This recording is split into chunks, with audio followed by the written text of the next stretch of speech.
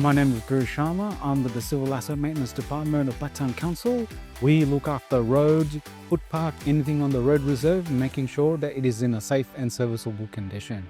My role specifically, I deal with the asphalting aspects, the final layer of asphalting of newly constructed subdivisions, making sure that once the houses are majority complete, we come and give a nice smooth top layer. I also deal with rejuvenation of roads. What that is the bituminous spraying of road, making sure that pavement is preserved and lasts longer.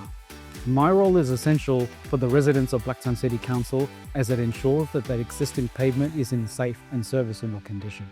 What I like most about my job is knowing how busy a city like Blacktown is, ensuring that the road network is operational as everybody goes around their hustling to see.